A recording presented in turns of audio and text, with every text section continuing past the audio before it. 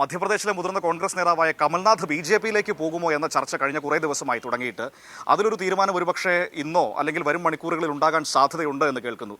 അതിൽ നകുൽനാഥ്, കമൽനാഥിൻ്റെ മകൻ, വളരെ പ്രധാനപ്പെട്ട നേതാവാണ്, ചിന്തുവാഡയിൽ നിന്ന് MP ആയ നേതാവാണ്. അദ്ദേഹം സമൂഹ മാധ്യമങ്ങളിൽ കോൺഗ്രസിനെ പിന്തുടരുന്നത്, ഫോളോ ചെയ്യുന്നത് അൺഫോളോ ചെയ്തിരിക്കുന്നു. അത് വളരെ പ്രധാനപ്പെട്ട ഒരു കാര്യമാണ്. ഒപ്പം തന്നെ ഇത്രയധികം വാർത്തകൾ ഉണ്ടായിട്ടും ഈ നിമിഷം വരെ കമൽനാഥ് അത് നിരാകരിച്ചിട്ടില്ല. അതായത് സാധാരണഗതിയിൽ ഒരു വാർത്ത തെറ്റാണെങ്കിൽ, ഒരു അഭ്യൂഹം തെറ്റാണെങ്കിൽ സ്വാഭാവികമായും പറയും അത് തെറ്റായ വാർത്തയാണ്, എൻ്റെ ഭാഗത്ത് നിന്ന് അങ്ങനെ ഒരു നീക്കമില്ല എന്ന് പറയും. പക്ഷേ ഈ നിമിഷം വരെ കമൽനാഥ് അതിനെക്കുറിച്ച് ഒരു വാക്ക് പോലും നിരാകരിച്ചുകൊണ്ട് സംസാരിച്ചിട്ടില്ല. അപ്പോൾ ആ അഭ്യൂഹം ഇപ്പോൾ അന്തരീക്ഷത്തിൽ നിൽക്കുകയാണ്. ഒരുപക്ഷെ ഇന്ന് അമിത്ഷായൊക്കെ കണ്ടേക്കുമെന്ന തരത്തിലുള്ള സൂചനകളൊക്കെ വരുന്നുണ്ട്. എന്താണ് സംഭവിച്ചുകൊണ്ടിരിക്കുന്നത്? കമൽനാഥ് പോകുമോ? മനു, കമൽനാഥ് BJP-യിലേക്ക് പോകാനുള്ള സാധ്യത തന്നെയാണ് നമുക്ക് ഇപ്പോൾ ലഭിക്കുന്നത്. ഇന്നലെ കമൽനാഥ് ദില്ലിയിലേക്ക് എത്തിയിട്ടുണ്ട്. ഇന്നിപ്പോൾ 2 ദിവസങ്ങളായി ഇന്നും നാളെയുമായി കമൽനാഥ് ദില്ലിയിലെ BJP ദേശീയ നേതാക്കളുമായി എല്ലാത്തിനെയും ചർച്ച നടത്തുകയും ഒരുപക്ഷെ നാളെ ഔദ്യോഗികമായി BJP-യിലേക്ക് ചേക്കേറുമെന്നുള്ളൊരു പ്രഖ്യാപനം ഉണ്ടാകുമെന്നാണ് നമുക്ക് ലഭിക്കുന്ന വിവരം.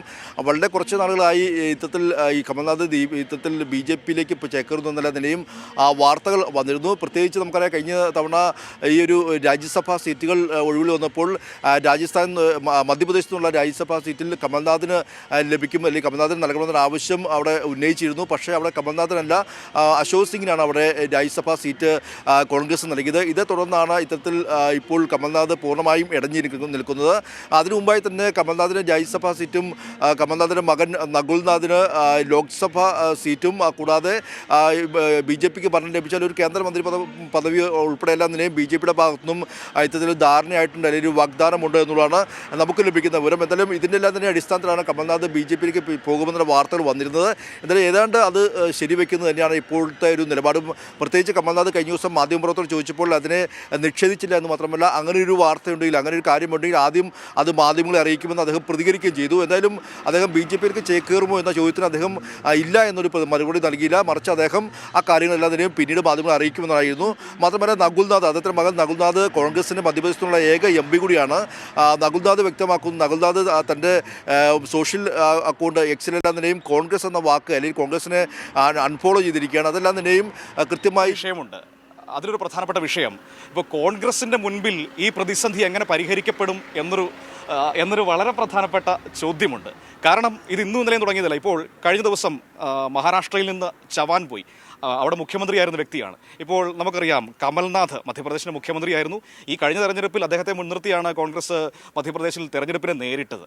അപ്പോൾ അങ്ങനെ ഒരാൾ കൂടി ഇപ്പോൾ BJP-യിലേക്ക് പോകുന്ന ഒരു സാഹചര്യം വന്നാൽ അവരുടെ മുൻപിലുള്ള രാഷ്ട്രീയ പ്രതിസന്ധി എന്ന് പറയുന്നത് ചെറുതല്ല. അതിന് ഏത് രീതിയിൽ മറുപടി പറയും എന്ന ഗൗരവതരമായൊരു വിഷയം അവരുടെ മുൻപിലുണ്ട്. ഈ പോകുന്നവർ പൊക്കോട്ടെ എന്നൊക്കെ സ്ഥിരമായി പറഞ്ഞു പോകുന്നൊരു പല്ലവിയുണ്ട്. പക്ഷേ അതിനപ്പുറത്തേക്ക് അതിൻ്റെ സാഹചര്യവും അതിൻ്റെ ഒരു ആഴവും വേറെയാണ്.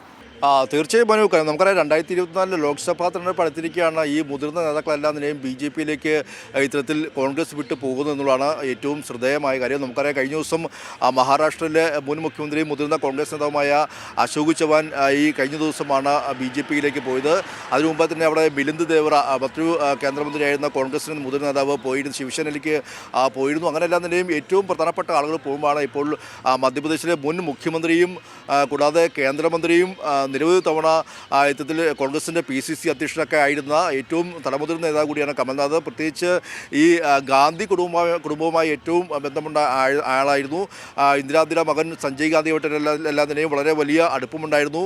ഇന്ദിരാഗാന്ധിയുടെ 3ാമത്തെ മകൻ എന്ന് പോലും കമൽനാഥൻ വിശേഷിപ്പിച്ചിരുന്ന ഒരു കാലഘട്ടം കൂടി ഉണ്ടായിരുന്നു. അങ്ങനെ ഏറ്റവും കൂടുതൽ ഗാന്ധി കുടുംബവുമായി അടുത്ത ബന്ധമുള്ള കമൽനാഥാണ് ഇത്തരത്തിൽ കോൺഗ്രസ് വിട്ടു പോകുമ്പോൾ സ്വാഭാവികമായും കോൺഗ്രസ് സംബന്ധിച്ച് വളരെ വലിയ വെല്ലുവിളി തന്നെയാണ്. പ്രത്യേകിച്ച് ഒരു സംസ്ഥാനത്തെ PCC അധ്യക്ഷനടക്കം BJP-യിലേക്ക് പോകുന്നു എന്ന് പറയുമ്പോൾ സ്വാഭാവികമായും അത് ഈ ഒരു ലോക്സഭാ തെരഞ്ഞെടുപ്പ് അടുത്തിരിക്കുമ്പോൾ കോൺഗ്രസ് സംബന്ധിച്ച് വളരെ വലിയ വെല്ലുവിളി.